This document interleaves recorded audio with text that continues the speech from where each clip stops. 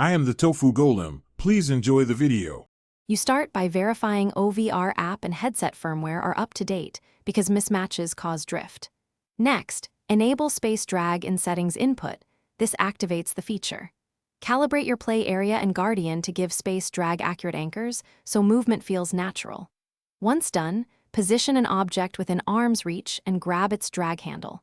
Move slowly at first to feel the drag sensitivity. This quick setup prevents common tracking errors and sets you up for precise control. You initiate a drag by gripping the object's handle and holding steady until it attaches. This locks alignment. Then, move the controller to translate the object. Use the thumbstick for micro adjustments to avoid overshoot.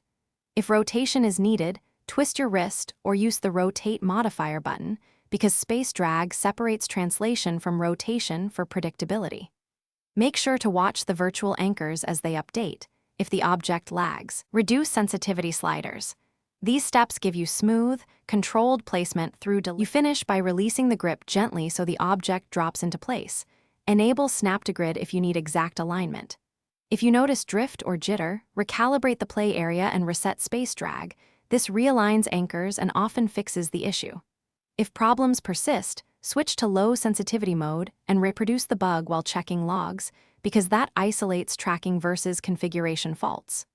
One key tip: when tracking fails, reset your guardian and retake the room's scan before altering. Thanks for watching. Consider subscribing if we helped you today.